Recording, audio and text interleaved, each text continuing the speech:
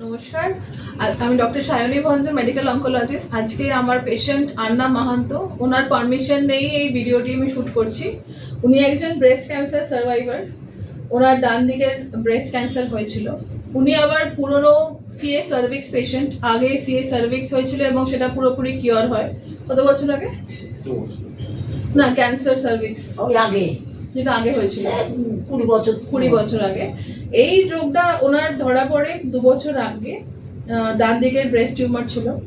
তখন সেটাকে আমরা প্রথমে অপারেশন করি, কারণ ছোট ছিল, এবং তারপরে ওনাকে কেমো দেওয়া হয়, কেমোর পর রেডিয়েশন দেওয়া হয়, এবং এখন উনি ফলো আপে আছেন। তো ওনাকে জিজ্ঞাসা করি, কেমন আছেন আপনি? ভালো। শেষে খুব কান্নাকাটি করতেন, এখন কান্না পাচ্ছে না তো?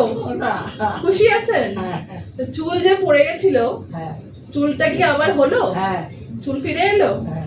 আর কেমন, বলুন কেমন লাগলো? ক্যান্সার যাদের হয় তারা এত ভয় পায়, তো তাদের জন্য আপনি কি বলবেন? ভালো, ক্যামেরার দিকে তাকিয়ে বলুন। ভালো, ভালো বললে তো হবে না, ভালো করে বলুন। ভালো হয়েছি, ভালো করে বলছি তো।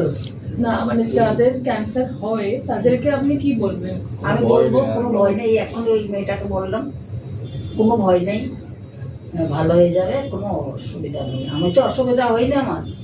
হ্যাঁ, আমার তো- কেমোথেরাপি নিয়ে কি খুব কষ্ট হয়েছিল? আমি খেতে পারতাম না, এই যা। আচ্ছা, তার সে সাথে- ওষুধপত্র দিয়ে তো বমি টমি গুলো আটকানো গেছিল। হ্যাঁ, মোটামুটি চিকিৎসা তো আপনার হ্যাঁ। খুব কষ্ট হয়নি? না, চুল যে পড়েছিল সেটা তো উঠে এসেছে। হ্যাঁ। আর রেডিয়েশনের সময় কেমন লাগলো বলুন? রেডিয়েশন দেওয়ার সময় কোনো না। ব্যথা কষ্ট অনুভব না, করেছিলেন? না। করেননি। তারপর থেকে আপনি ফলো আপে আছেন, তাই তো? আমরা ফলো আপ করি খুব স্ট্রিক্টলি, যাতে কিনা পেশেন্টের আবার ডিজিজ রেকারেন্স হচ্ছে কিনা সেটা দেখার জন্য। উনি, ওনার বাড়ির লোক, ওনার নাতি, উনি সব চিকিৎসার সময় ছিলেন। ওনার থেকেও কিছু শুনে নিই একটু। তো ম্যাডামের চিকিৎসা খুব ভালো। আমি আমার একটা বন্ধুর সোর্সে এখানে এসেছিলাম, সে তার মার এরকম হয়েছিল, ও আমাকে এখানে পাঠালো, বললো তুই ওখানে যা ম্যাডামের কাছে, তুই কোনো না কোনো ভালো কিছু পাবি। সেটা আমি পেয়েছি, এতে আমি খুশি।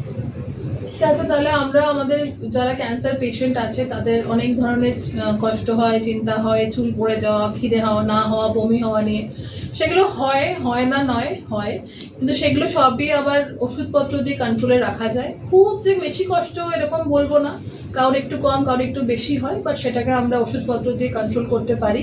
কিন্তু আলটিমেটলি ওনার যে আজকে হাসি মুখ দেখতে পাচ্ছে, এটাই আমার স্যাটিসফ্যাকশন।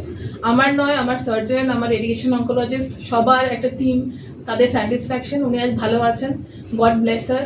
উনি আরও অনেক দিন ভালো থাকুন, সুস্থ থাকুন, এই বলে শেষ করলাম। Thank you. তাহলে দর্শক, এটাই বলার যে cancer is having an answer if you come to a proper medical oncologist and treat the cancer in the right stage with right medicines and treatment, then patients are cured.